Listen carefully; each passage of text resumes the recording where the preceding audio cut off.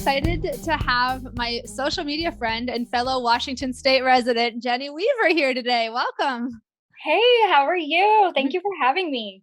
Thank you for coming. If you could just start by letting the audience know, the listeners know, where, well, I already gave it away. You're in Washington State, but where do you live and what is your relationship to arthritis? Okay, yeah. So I am the best way of describing it. I'm near Vancouver and Portland. I'm north of there in a tiny town in Washington, not far from the ocean. I love it. It's amazing.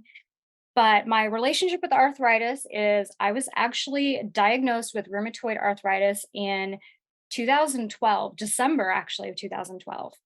So it's been a little bit. Wow. And how old were you then, if you don't mind? I was 32. Okay, perfect. Not perfect, but I mean, perfect for me to know that information. Yeah. So, I always like to hear people's diagnosis, quote unquote, sagas or stories. Sometimes it's more of a story. Sometimes it's more of a saga. How did you get diagnosed? What were some of your first, symptoms? Yeah, so mine, of course, is definitely a saga. Oh And man. yeah, it started with a pain in my left knee, and it wasn't widespread, it was just the knee. And it got to the point where it didn't matter. Everywhere I went, I was limping, I was complaining. My husband was worried about me. And I talked to my family doctor, and at the time, he thought that I had a strep infection hiding in my knee. Oh, wow. And I guess it's a thing. I didn't know it was. Yeah, you can. Yeah. Yeah. And he was like, "Well, have you ever had it?" Yeah, like years ago. So I Right. hadn't Right. it didn't even hurt. So yeah, so he had me on antibiotics for geez, I think it was at least 3 months Oh, and it what? didn't get better. And next thing we know, it's my shoulders are starting to hurt, my hands are starting to hurt, and everything's inflamed and hurt. It's just so painful. And even my gut started acting strange and I didn't want to eat. I Me rapidly lost too. yeah, I rapidly lost like 45 pounds. I was under 100 pounds. Wow. Yeah. And I'm 5'2", so I'm short, but still, I feel like I should weigh a little more than that. Yeah, no, no, no. I was down to 105 and I'm 5'4" and I had been like 130, 135, like mostly muscle as an athlete. So it's really uncomfortable losing that much weight so fast when you're not trying to, you know. Absolutely. Yeah, I'm so sorry. Yeah, so okay, so you had these systemic symptoms like the unintended weight loss plus the joint pain symptoms. Were you fatigued also? Yeah. Well, and at the time I didn't even realize that you can get the low grade fevers and I was getting them all the time. Yes. And I was like, well, I'm not sick. Like, why is all this happening? This doesn't make sense. Mm-hmm. And he just finally the doctor said, I think you have some sort of rheumatism, but I can't place my finger on it. It's not my specialty, and it's time we get you seeing someone else. Mm-hmm. And I knew someone uh, fairly close to my family that also has rheumatoid arthritis, and Oh. she was going to a specialist in Spokane. And Mm-hmm. so she recommended it. And it was at the time where we lived, I was only 2.5 hours away, Mm-hmm. two and a half.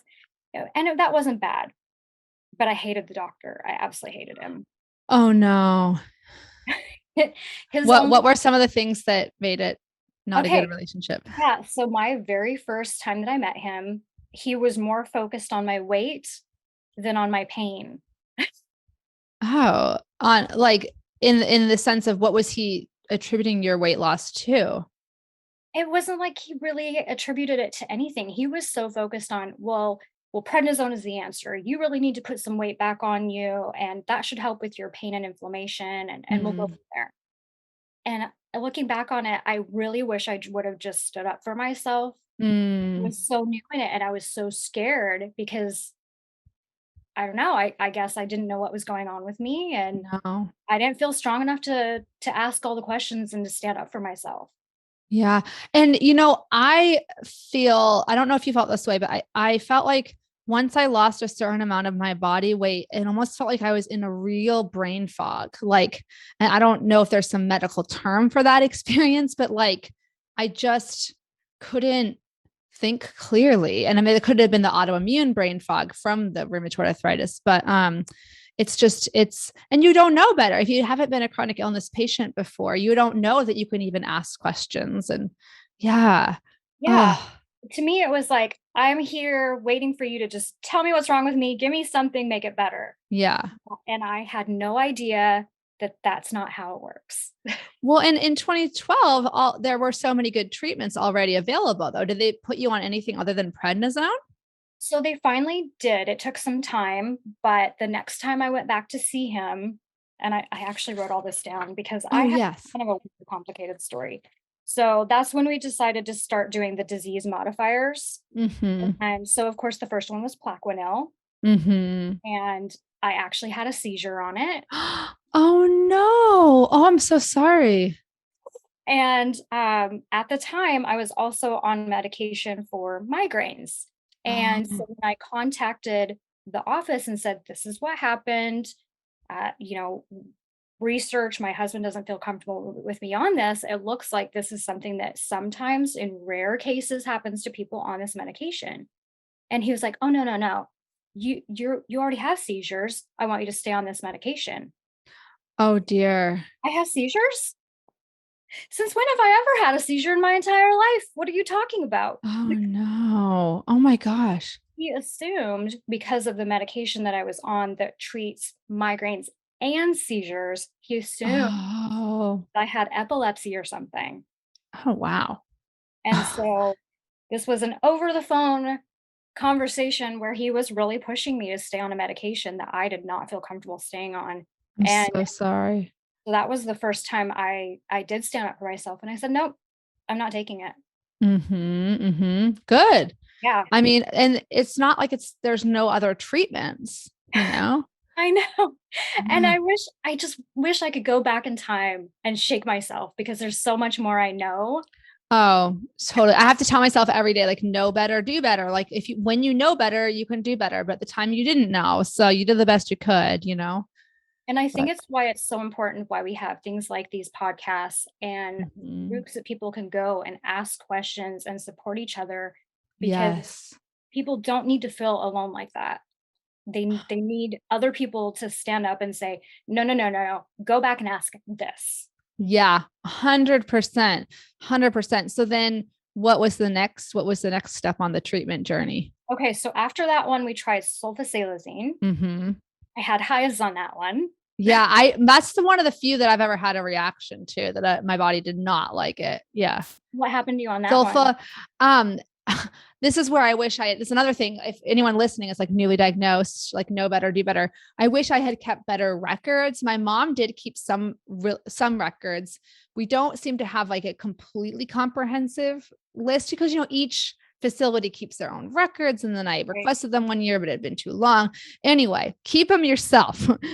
That's advice. But according to what my doctor just recalled, it was just that I had a stomach upset on sulfasalazine. I guess some people are just sensitive to sulfa drugs. So it's on my chart now. Like, don't give her sulfa meds because I guess some antibiotics are sulfa.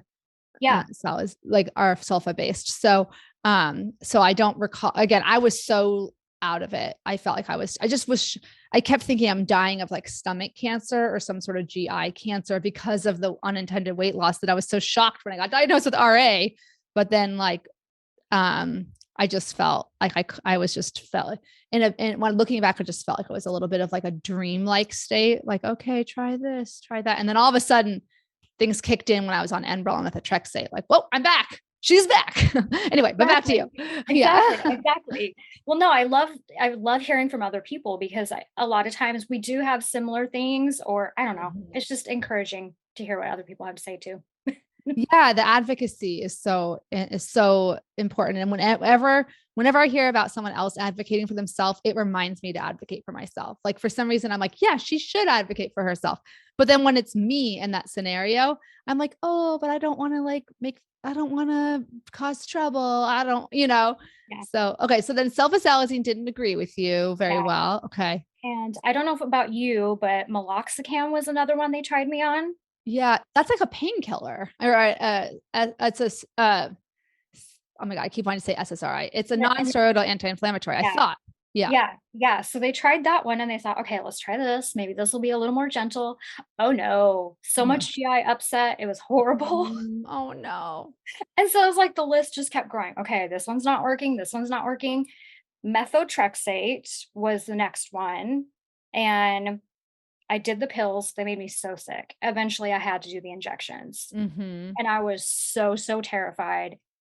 And I'll tell you, the first time I saw you in a video injecting yourself, I wish I would have seen that Oh, way back then, because I think that would have yeah. made it a lot less scary for me.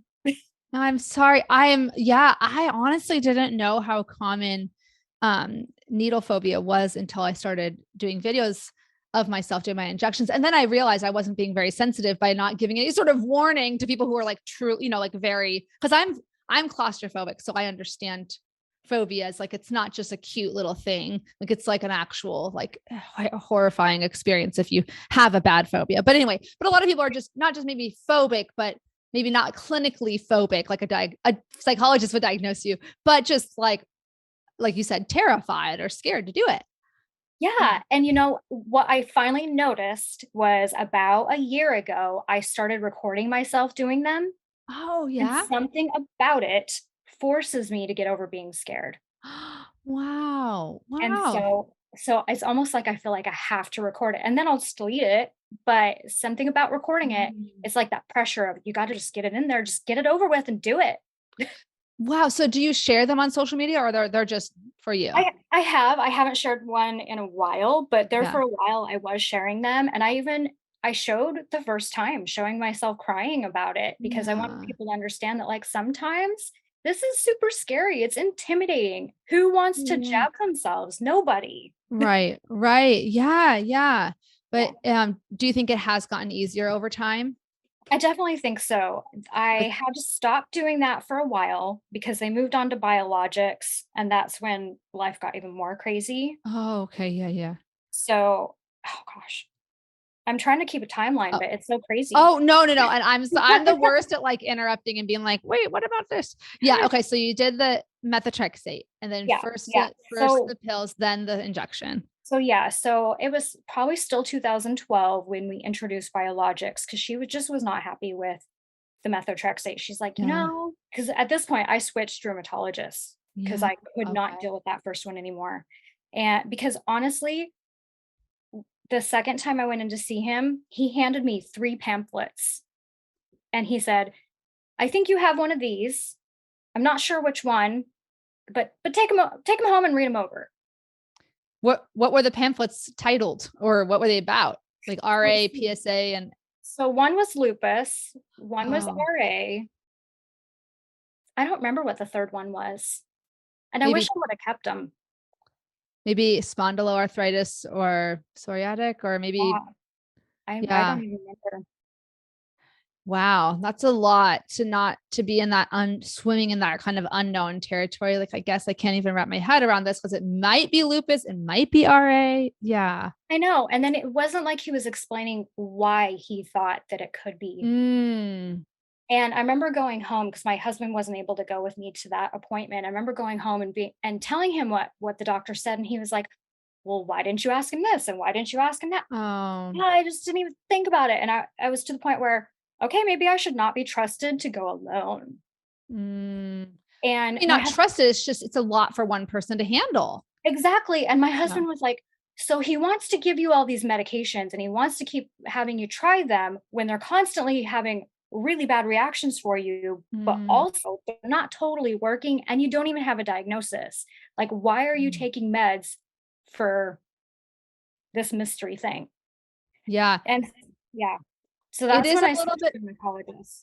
just for people listening, it's a somewhat common practice in rheumatology if you don't know the diagnosis to use response to medication as a diagnostic factor, right? So it's like if the classic case is prednisone as the first one, because if someone doesn't respond at all to prednisone, then typically they don't have an inflammatory or autoimmune condition because they tend to do rapidly better. Like psoriatic arthritis, rheumatoid people do a lot better on prednisone. So if you hadn't done well on prednisone, then that could have been a little signifier that, oh, maybe this is something else. And then like same with methotrexate. Like if you don't respond at all to methotrexate, because usually what makes people stop methotrexate is the side effects, but they still usually have a positive effect, like of reducing the joint pain and inflammation. So that's not necessarily a bad practice in and of itself, but the doctors should, in my opinion, if I ruled the world, they would explain very clearly to you, like, look, this is what we do in your cases. Like, this is not like you're being some lab rat that's being experimented on. Like, this is a typical thing we do. Like, these diagnoses there's no gold, or there's no silver bullet for the diagnosis. It's not like diabetes, where if your blood sugar is over X, you have diabetes. If it's under X, under something else, it's like pre-diabetes. And then if it's under something else, you don't have it. Like, that's it. It's one test. Yeah.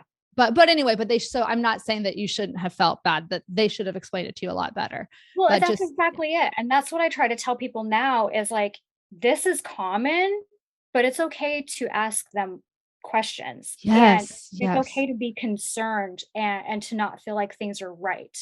Yeah. And I look back on it now, and I don't think he's necessarily a bad rheumatologist.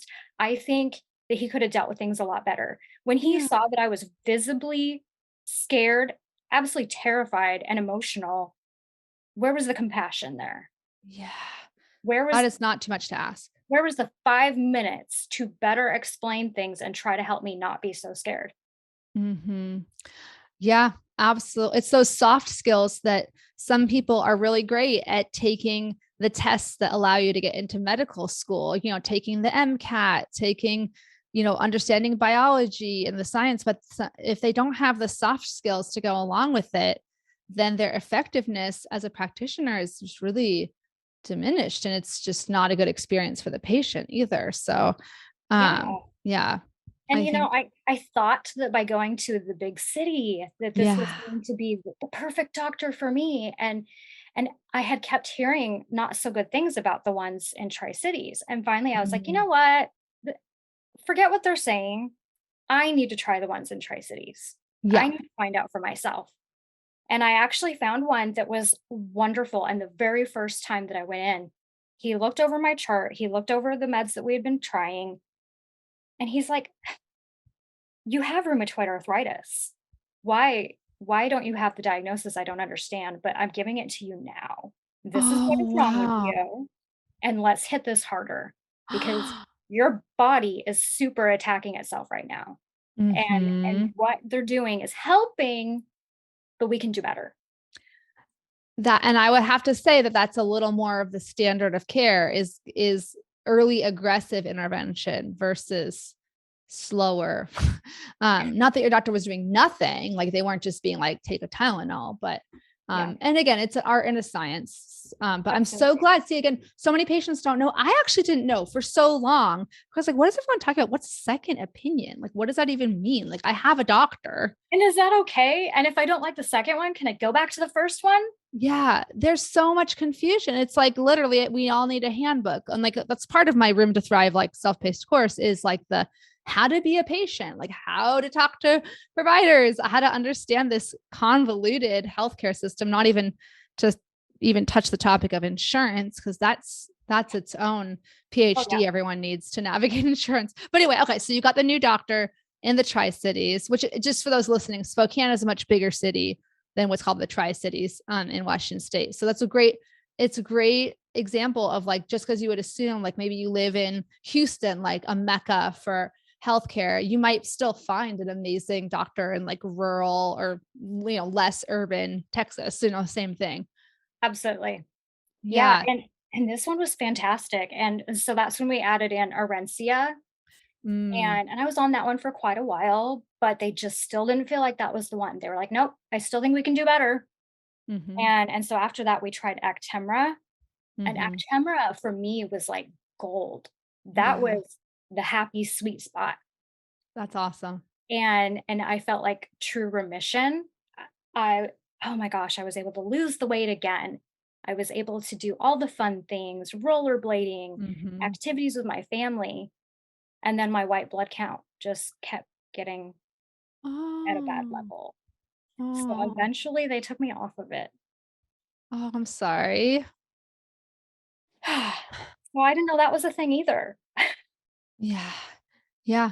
It it can be for sure. Like the medications are it's hard for them to predict who's going to respond what way. Like I was on Actemra and my white blood cells didn't get low. Like why did that like no one can tell me why that happened did to me or didn't or did happen to you and didn't happen. You know what I mean? That's what's Exactly. can be really yeah, I'm Yeah. sorry. It's so hard if you get a taste of that like remission and then it gets taken away from you. Oh, Yeah. And to be honest, I'm to the point where I'm considering asking to try it again because it was so wonderful. And I look back on those years. Actually, it was only a year. It was 1 year. mm. And it was wonderful. It felt like years. And I want to feel like that again. And so I really am contemplating saying, hey, can we at least give this a shot one more time and see how I do? Is there something I can do to maybe not have that happen again? Or maybe I know sometimes when the counts are getting low, I've seen providers space out longer between injections or infusions, depending on how the meds are administered or pills, if it's like Yeah. Xeljan's. So there is some wiggle room sometimes. Yeah. And to me, it's worth a shot because it's better than feeling like I'm just kind of making it through the day as best I can. And I want to do better than make it. Well, and I think you coming to the question like that's I call it like the $100,000 question, but with inflation, maybe it's the $1 million question, which is like, how do you know when this is as good as it gets? You know, like how do you know when to say, this medicine is working as well as anything's going to work most likely, and I'm going to focus on adapting and adjusting versus continuing to try to like get back into that perfect remission, you know? Is that kind of a question you come up with or confront too? I think so. And I think part of it, I hope you're ready for the next one. Oh yeah, yeah, yeah. So it'll make more sense once I explain this. So the next one they tried me on, because I feel like I've been on just about everything at this point. They tried me on Remicade, and I Oh, was on Remicade for quite a while. And once again, it felt like I was in remission again. mm-hmm. And then I one day woke up and I had these little round red sores on my legs. Mm. And I went to the doctor, like an urgent care doctor, and they thought that somehow I'd gotten like a skin infection from the gym pool or the gym hot tub or something. Mm-hmm. And so they put me on an antibiotic. Okay. Well, before my next infusion date, the sores kept getting bigger. And then they were on the palms of my hands. Then they were on the bottoms of Oh, my feet. Then they were in my scalp. I had them in my ears and they were getting bigger and they were getting full of pus and then popping and bleeding and peeling. I cannot even begin to express how scary it was. The day I walked in there and my rheumatologist said, hold on one second. I'm going to get the other two rheumatologists. I'm pretty sure I know what this is, but I want to get their opinion too. I'm like shaking even talking about this because it no. was so scary.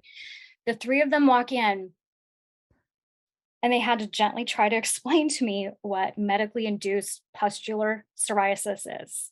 Mm. It was not a skin infection. It was from my Remicade. Oh my gosh. I didn't even know it was possible. And I was on Remicade for like 6 years. But it's Oh so rare. They said it happens to like 0.1% of people. my gosh. I'm so sorry. You never want to be that rare case, do you? Apparently, Ah, I am that weird rare person. ah, I'm So at the s- time, they didn't think it was because of them being the an allergic reaction to TNF inhibitors in general. They thought mm, it was just that particular one. mhm, That's when they tried me on Simponi, which is also a TNF inhibitor. mhm. It came back. Oh no. I'm so sorry. Oh, can you get some luck over here? So evidently, if you have a reaction like this more than once, it's like it does a weird reaction to your body And what they explained to me is I now have a secondary lifelong diagnosis. Oh, and is it called the pustular medically induced pustular psoriasis? Oh, okay. Yeah. So what we've had to do is figure out how to treat both now. And Yeah, I so see. they just took me off everything all at once to try to let my skin clear up. Mhm, And they mhm. sent me to a dermatologist to try different things, but they're so used to treating just regular psoriasis that Yeah. all the topical treatments they were giving me just burned. It just Oh. burns. It almost looks like a burn from the inside out. Oh, geez. If you really wanna get grossed out, Google pictures, but I don't recommend it. No. No, I thought what you were gonna say is that there's something that I've seen a few patients talk about before where it's like a really rare allergic reaction that starts with pustules and that can like grow into your mouth and your throat and like super scary. This is super scary too. I'm sorry to anyone listening because I feel like a lot of times I'll tell people, "Oh, don't be scared of the meds," or the majority of people do okay, but it's important to confront. I feel pretty strongly it's important to confront all the parts of the potential reality, right? Like we can't run away from the fact that these rare events can occur, and that's important to be aware of that. Well, and that's why they give us all the warnings, and that's why they Yeah. give us all the information, and a lot of it is saying it's potential side effects, Yeah. because they are potential, and it doesn't mean it's gonna happen to everyone, and I always tell everyone, "Just because this happened to me, does not mean it's gonna happen to you. Mm-mm. Still do your work, and talk to your doctor, and ask the questions, but don't be too afraid, because you wanna try to find the right combination that's gonna work for you, and it's still possible, and it's still possible even after what happened to me." Mm-hmm. And so, Yeah. I tried Cosentyx. That one was one that they treat, I guess, for both rheumatoid arthritis Mm-hmm. and psoriasis or PSA.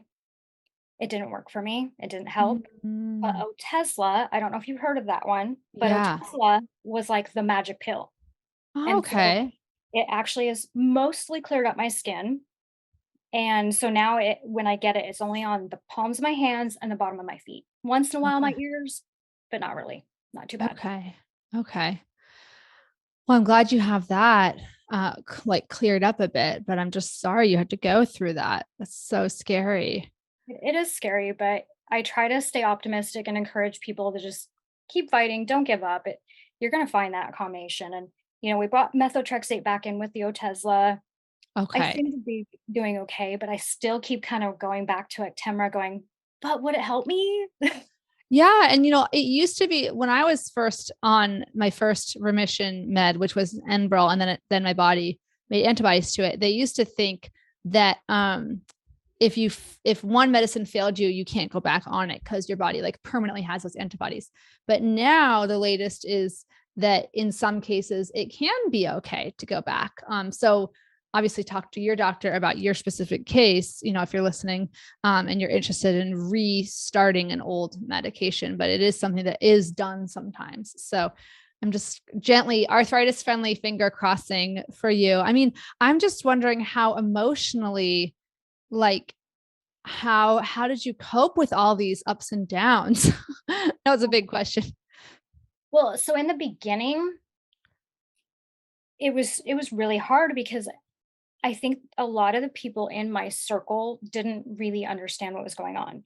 And Yeah. sometimes people think you're just a hypochondriac, or Oh, you're just having aches and pains, you're young, there's nothing wrong with you, because there's so yeah. many people out there that don't realize you can have arthritis and all kinds of different arthritises at any Yeah. age. Yeah. And Yeah. so the way I was treated and how many friendships I lost, that was painful. Oh, But somehow I still found amazing people, and I think that's what kept me going. And that's kind of way I created my little corner of the space on social media, was to support other people, because I don't want people to feel alone, and I want yeah. people to feel encouraged, and know that, sometimes it's our mindset. We can we can choose to keep fighting, and find people that understand us. Totally. And it's called My Spoonie Sisters, right? It is My Spoonie Sisters. I Yeah. love that. Can you explain what a spoonie is to somebody listening who might not know? Yeah. So, there's that famous blogger, Christine Miserandino. Mhm. Amazing. I don't even know how many years ago she wrote this, but I think she it was was, at least 15, if yeah, not she was 20. having Yeah. coffee one day with a friend, or maybe it was lunch. I don't even remember. And she was trying to explain her lupus, and she just started grabbing spoons, and Mhm. she explained, this is my energy, and my energy might not be the same as yours. And I think that's genius. And so when I don't know how to explain it to people, I'll grab plastic spoons and say, okay, what was the first thing you did today? Okay, here's your first spoon, and so on. And I think that was I'm so glad she did that. Yeah, and Spoonie has come to mean in the community online of people with chronic illness has come to mean somebody who has a chronic illness, any chronic illness, whether it's multiple sclerosis, now, long COVID, Ehlers-Danlos syndrome, rheumatoid arthritis, anything. It's like a way to signify, hey, this is like a little community, that gets it, that understands what it means to have to, you know, um, think of your energy in all your life decisions, right? How much spoons will this cost me? How much emotional spoons? How much physical spoons? How much mental spoons? Mhm. It's a lot to think about all the time. And it's different every day. How much energy I have today, how many spoons I have on hand, it's not going to be the same as tomorrow. Maybe I didn't sleep very good tonight. Hmm. Maybe it was an injection night and my body just needs a little bit of time to recuperate. You just never know. And yeah, it's a great way of just explaining to people what we go through.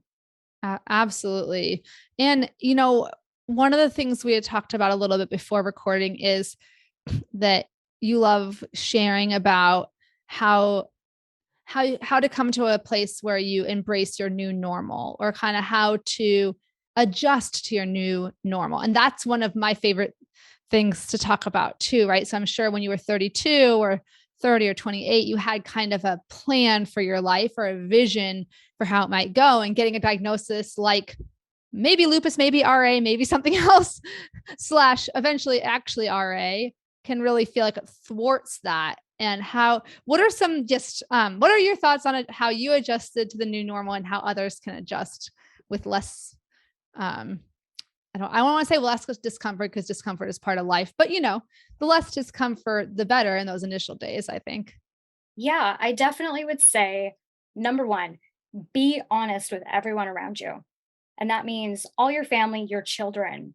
And of course there's different levels and ways of explaining it to your children. How I would talk to a 5-year-old is not the same way I'm going to talk to an 18-year-old. And at the Mhm. time, my children were 12, 13, and 14. Mhm. And so Okay. now I have these young adults that they kind of got to watch what I went through, and I had to figure out how to explain it to them. And Wow, so those are really unique ages, because I think there's a lot of storybooks out there. Like I know Mariah, who's been on the podcast before from Mama's Facing Forward, has some great ideas. But there's like for little kids, like mommy hurts today, or like why does this hurt or that hurt? But 12 for preteen and teenagers, yeah. I yeah, guess I would love to hear more about how you explain it to them. Did you just kind of sit them down, or? I was totally completely honest with them because Mhm. it was obvious to them that something was not right. And we look Mhm. back on it and we kind of laugh now because I was honest, but they understand it better now. Oh yeah. And at the time, they almost would joke around about it. We went to the Portland Zoo one time, Mhm. and I think they were probably mm, late junior high, early high school years. And I have this funny picture. I mean, it's funny to me looking back on it. I was having a really bad pain day, and I was struggling to keep up, and I was limping really bad behind the rest of the family walking around the zoo. And finally, my husband was like, "That's it. There's got to be a wheelchair here somewhere." And he got Oh. a wheelchair. And I've got all these pictures of the kids pushing me around, and they made it into a game. They thought it was hilarious. Mhm. Let's make fun of her a little bit. And they would like get me all ready and push me towards a hill. And then Oh yeah. Teenagers do be like that. oh yeah. And then they'd get all excited and run up and grab me and pull me back. It was to them, it was a way of lightening up the mood because Yeah. they did Yeah. worry. They worried. They could not help me, and kids, they wanna help their parents. They don't wanna see you in pain. Right. Right. Yeah, I can totally see that. Like, and I think one of the things I've heard from others and I've experienced a little myself is that it can be hard to explain fluctuations, right? It'd be one thing if mom needs a wheelchair every single day, then you could kind of wrap your head around that. Like, this is what she needs. But to say today she does, tomorrow she might not, and she might not for a week or a year, and then she might need it again. And then that kind of uncertainty can be hard to wrap your head around. Well, yeah, and explaining it in a way that helps them understand but doesn't scare them, because that was my concern. I didn't want them to think I was dying. Yeah. So, Yeah. Yeah. How did they respond, if you don't mind me asking? they did pretty well. They would go out of their way to, most of the time, be really helpful. Hmm. Dishes, vacuuming, we would I would basically make a list for my kids, especially during the summers, and I would say, "Okay, these are the chores that need to be done. Each of you pick one. Hmm. Each of you pick one." And it was hilarious to see what my kids would pick. Kids are funny. Yeah. To see a child choose to clean toilets. It's very random what they love. My son loves like spray, anything with a spray bottle. So spraying Mhm. the counters, spraying the windows, anything with spraying the shower, any counters he likes to spray. So, Yeah, one of my daughters, she hates to fold laundry. She hates it. oh, And to me, interesting. that's like the easiest thing in That's the the easy world. one. Yeah. And towels, forget about it. You tell her to fold towels, and she's like, No, no, keep those towels away from me." That's It's like hilarious. the easiest thing on the planet, and she's like, "No, no, no, I'd rather clean the toilet." Whoa. Okay. Don't question that. Just allow. Yeah, yeah, so that's kind of things that I would do. I would just say, today is kind of a high pain day. I don't know why. I can't really explain it well to you, but it is. So here's a list of things that need to be done. Each of you pick one. Please help me. Let's get this figured out." But this is, And oh, sorry. I just want to interject that the fact that you said, I don't know why, but it just is. That's something I see a lot of people get stuck on. They feel like they have to justify like why they need help, or like, I'm talking about myself too, or oh yeah. like overly explain it. Like, well, because this happened yesterday, that today I'm more tired. It's like, sometimes people don't need to know the whole story. They just need to know what's the end point. The end point is that you're in pain and you need help. And you're telling them not just vaguely, I need help, like here's a list of things you can do. That's a really helpful strategy. Yeah, and it's funny to look back on the ways that we would talk to our kids back in the day, and how we don't now. Now, okay, so I had shoulder surgery just over a month ago. Oh my Now God. it'd be just simply, "Hey, my kids come to visit," and they're like, "Hey, how can I help?" You can't Mm, fix anything, I know that. So what can I do for you? yeah. Yeah. So It why changes. why do I feel okay not explaining it because it was surgery? I Mm, struggle to explain it because I appear okay. yes. You really got into like the invisible aspect, which can be so hard.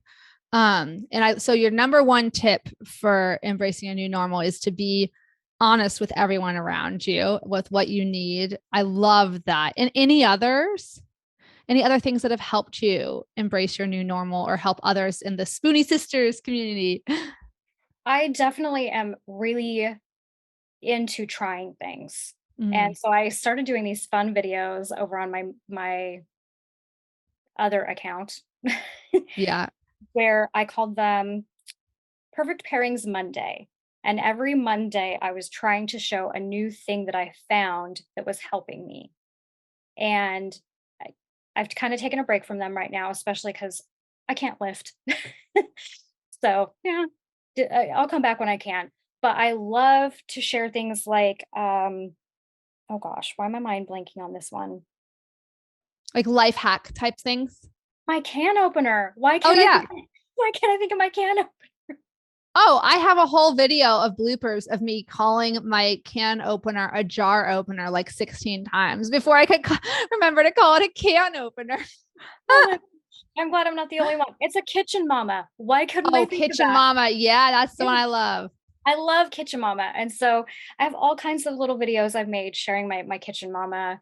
And so I've got all these kitchen gadgets and things I use to rub on my fingers, or my Grace Enable compression gloves, Mhm. all those things. And I think once you find something, share the heck out of it, because people want to know.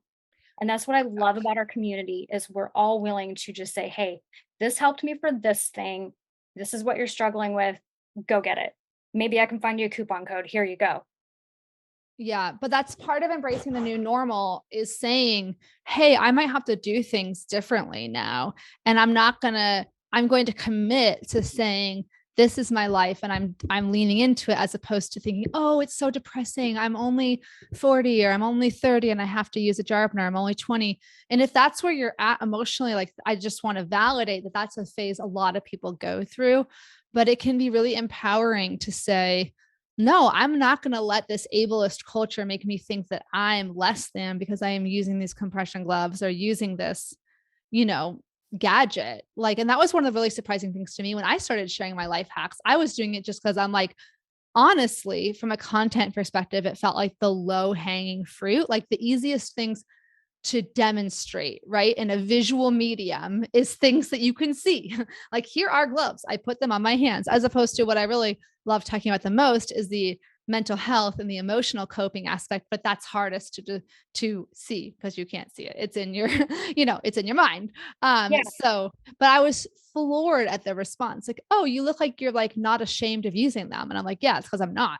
And they're like, "Wait, how did you get there?" Like, did you ever, I'm curious for you, did you ever have shame or embarrassment around using them, or are you kind of no shame like me? I think I'm just no shame. I'm like, you know what? You take me as I am. I'm Yeah. I'm a little bit crazy fun, and you just take it or leave it. And if you don't like it, walk away. I'm not the person for you. I'm not the account for you. Mm-hmm, But mm-hmm. I also, talking about leaning in, I lean in hard to that mindset. And so people might see me constantly posting about mindset, because Yeah. it is crucial that we pay attention to it Yes. and that we take care of it, because it is so easy to just say, you know what, it's raining today, my joints hurt, my favorite kitchen tool, my kitchen mama broke today for whatever reason, and now I have to order Mm-hmm. a new one. My kid threw it on the floor. It's easy to take all those things and just say, you know what, I'm staying in bed today. Yeah. Yeah. And we really have to focus on that mindset of like, we have so much to offer just as we are. We are enough Mm-hmm. just as we are. I don't need to impress anyone. I don't need to look 100%. Yeah. It's okay. How did you ever, out of curiosity, go to therapy to help with all this? Or how did you become mentally strong? I went to therapy and I had a really strong foundation in my childhood and parents and stuff. I did therapy before I was diagnosed Oh. for anxiety, because I've had anxiety my whole life. Mm-hmm. I never did I never did any kind of therapy or counseling during my chronic illness journey. I think I just really lucked out with great people in my life. Mm. And once I finally joined this whole Instagram world, I feel Yeah. so lucky that I found all the people that I did, because there's so many of us. We have such a huge community of amazing people. Yeah. Yeah. That has been a huge blessing for me too, is the social media community. I really didn't dive deep into it until 2020 in the pandemic. I was sharing things occasionally. But I started Arthritis Life as what I envisioned as primarily a YouTube channel in 2019, and with maybe an associated Instagram and Facebook just to kind of promote what I was doing on YouTube. And then it was like, well, wait a minute. Now everything's on social media, and I just found the community was a little more back and forth on Instagram as opposed to YouTube, even though I still do. By the way, all these recordings, I should say, I keep forgetting to say this on the podcast, that these are all recorded to be put on YouTube as well, on the Arthritis Life YouTube channel. But speaking of social media, there's one more thing I wanted to ask you about before we get to the rapid fire questions.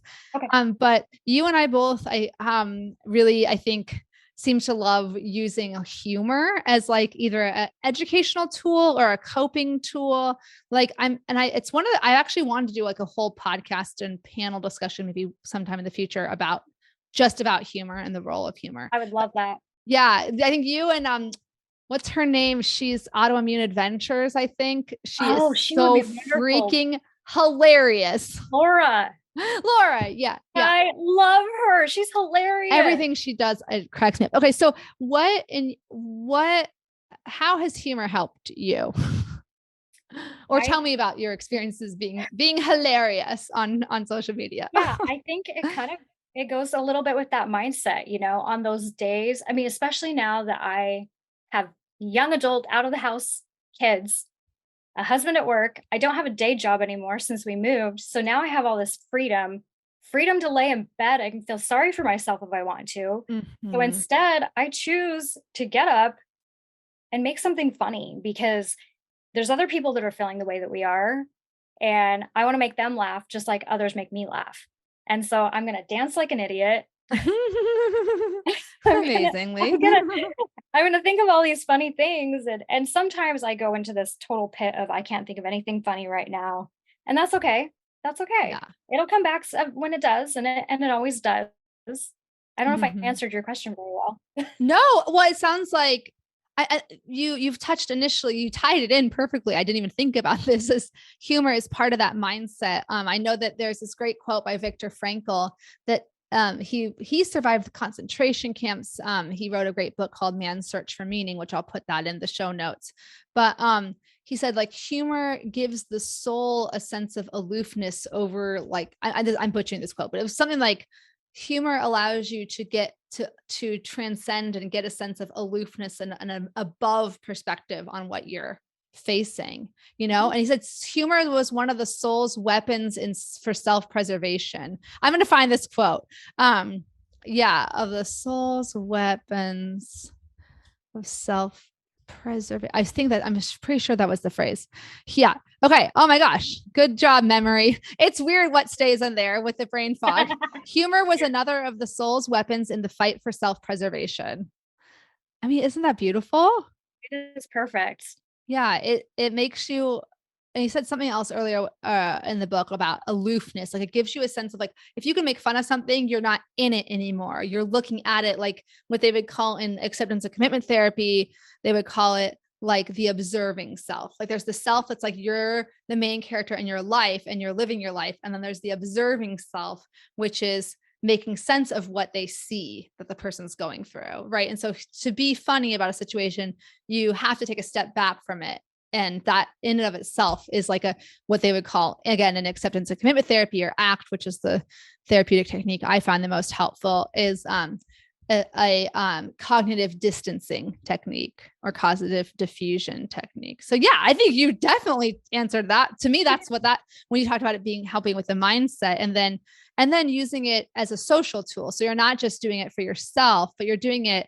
And that's a big motivation for me too, making others laugh, making others feel less alone, Yeah, because we're going through enough as it is. We don't need to feel any worse. Oh, 1,000%. Yeah. And I do want, this is something that we'll do a separate panel talk on humor, because one of the only times I feel really, really bad about a negative comment on social media is when it's usually on a video that I've made. Usually the only negative comments I get that actually bother me are from other people who have the same diagnosis and just aren't finding what I'm saying either helpful, or they feel like I'm making light of the situation, like saying, well, it's fine that you have RA and you're able to dance around and point at things and be silly, but I can't, you don't know what it's like for me, and that kind of can put me, first of all, I feel empathetic and I feel sad for that person. Then I feel defensive for myself. Well, you don't know what it was like. I couldn't always do this. Or maybe in 2 hours, I'm passed out on the couch because I'm so fatigued, but I'm able to do this. Yeah. So do you ever have those? Yeah. Well, and I think that's such a dangerous situation for people to start comparing. Yeah. Yeah. Because we're all in it. We're all in it and we're all struggling. And what today looks like, tomorrow night might not look like. Although maybe this person, maybe they're wheelchair bound And so they're they're not able to think outside the box. I've met people that can, that still they're in a wheelchair and they're still having fun and they're still Yeah. dancing and rocking it out.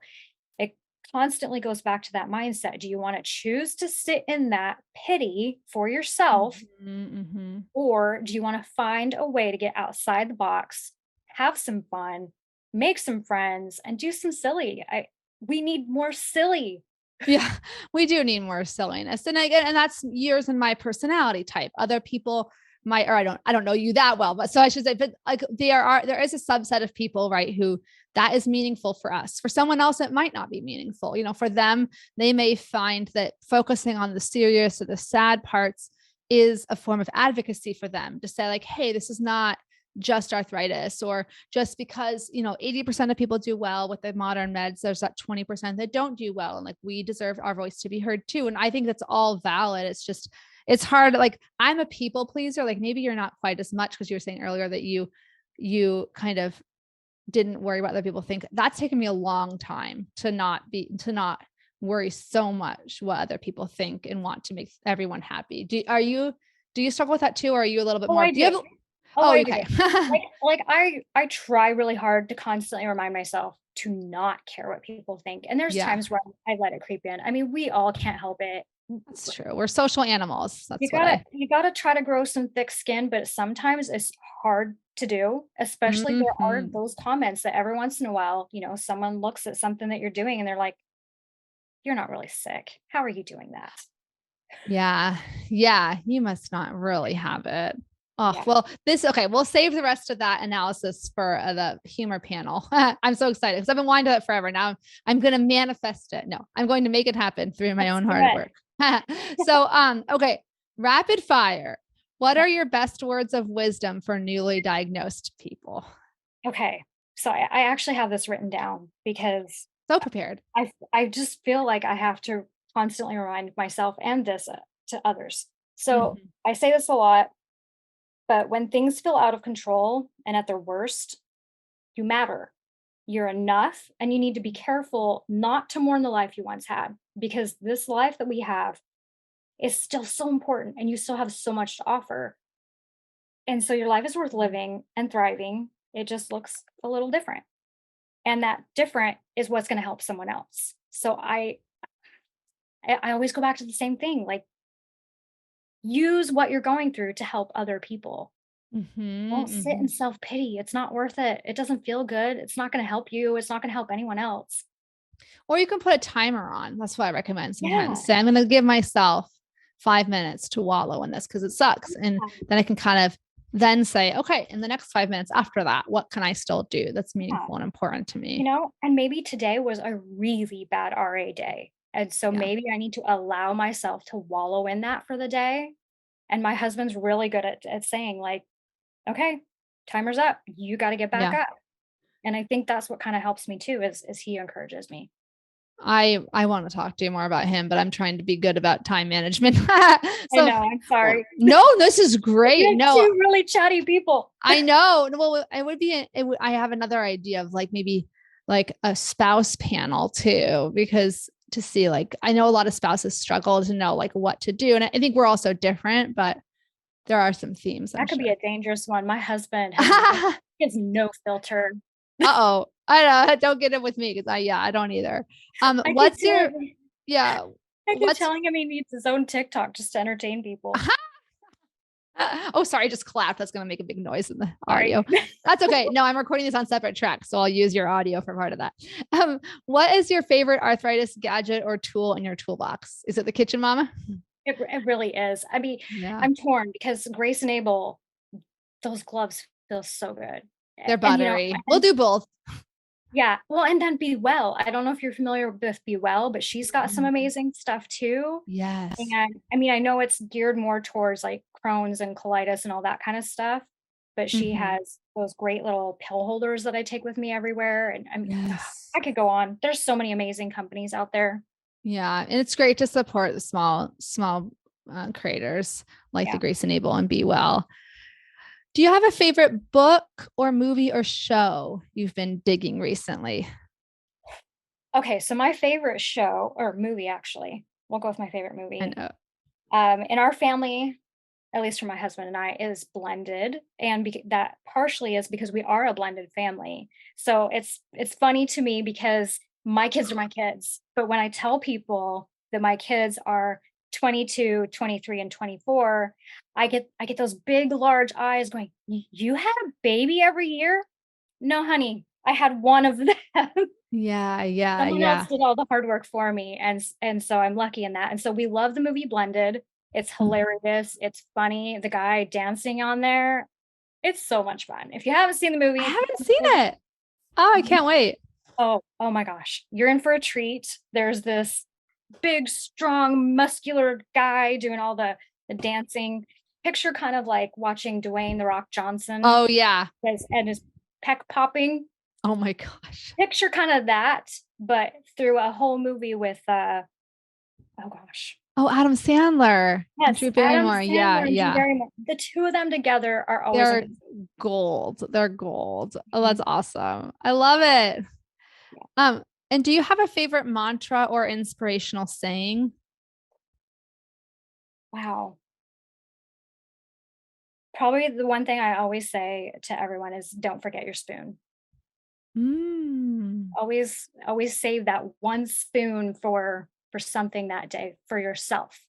wow. There's something you might need to do to just take care of your own take care of you. So don't forget your spoon. I love that.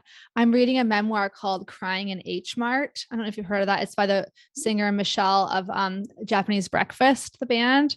And her mom was Korean, and her mom said, always save 10% of you for yourself. She was talking about like her marriage, but I was like, that's really interesting. Cause again, I'm the kind of person that wants to spend all my spoons on everyone else. But I've learned chronic illness, that's the biggest thing it's taught me is the self-care for sure. And that I'm worth saving that spoon for, right? You have to have that self-love too. Sorry. Definitely. Okay. What's bringing you joy right now? This is not very rapid. That's how I am. I see my little Um, doggy in the back. okay, so the biggest joy is actually I have a almost 2-year-old grandson, Oh my gosh. and I FaceTime him and my daughter almost every single day. Oh, two is such a fun year. Yeah, I mean, and it's exhausting when it's your own, but oh, yeah, and, every single night, like, I'll use last night as an example, he gets his Spider-Man stuffy, and then he's really into, monkeys, and so he's got yeah. his monkey, and what was the other thing he had? He was struggling with what how to say it properly, and it really sounds like an inappropriate word. Oh, I can't think of what it was. I can't think either. It doesn't matter. But anyway, so he has all his stuff and he's like, "Okay, song, song. I want a song." And so we have this routine of usually 3 songs every day and Oh, trying to teach him to join in and sing with me. And so that's my biggest joy, my that's grandson. so sweet. Oh, Oh, he's so so sweet. And then last one, but it's a biggie. What does it mean for you to live a good life and thrive with rheumatic disease? it means for me to not to give up Mm, because in the beginning, I really did. I pictured that I was going to be a crippled person, just not living what I envisioned as a fulfilling life. And mm-hmm. I now understand that crippled or not, it doesn't matter. I can still have a wonderful life. Yeah. We all Yes. we all can. We have so much to offer. It's just a matter of figuring out what it is that we are good at and can serve a purpose to help others. I love it. I love it. I really resonate with that. And thank you so much. This has been so great. Yeah. It went by so fast. Oh my gosh. I was expecting that. I could tell we were just on the same vibes wavelength. But where can people find you online? I will put all your links in the show notes, but Okay, yeah. I mean, the 2 best sorry, I'm hitting my microphone. that's The it. I 2 did it. best places to find me is my main account that I'm always on is gracefully_Jen, and that's Mm-hmm. where you're gonna find a lot of really ridiculous stuff from me. Mm-hmm. Sometimes serious, but a lot of ridiculous. And, and then, of course, there's my _Spoonie_sisters, and that is also a podcast, and it's kind of a community of crazy fun. We make reels where we throw spoons to each other and dance So and laugh. cute. We have little chat groups of support for each other. We send happy mail to each other. Uh, Oh, yeah, those are the two best places to find me. I am on Facebook. I just really don't get on there a lot. I don't enjoy it. yeah. Yeah, everyone finds the right platform for them. Some love Twitter. I'm on all of them, but I do spend the most time on Yeah. Instagram these days And I sometimes. do have YouTube. I think I have a whole 3 followers. Oh, well, we could triple that if 6 people follow you. I really need to get better about posting everything over on there. I know. I'm the same. It's very sporadic, but the podcast I am posting all the long interviews on there. It's just the reels. I don't know it's because you have to be careful with the audio rights. So TikTok has rights to a lot of the same songs that Reels has, but YouTube is much more restricted. So you have to like make sure that you have the rights to the song, or that YouTube has the rights to the songs. That's something I live in constant fear of, like breaking some rule around audio copyrights. But anyway, on that note, thank you so much. I'm sure there are people listening who just are resonating with your story. And there are a lot of people, especially who've had multiple experiences with medications, either not working or having reactions or having rare side effects, that they feel so alone. Because sometimes on social media, it can feel like everyone else just had this blissful, easy experience, kind of like I did when I first went on Enbrel, and I was like, this is great. It just works, Right.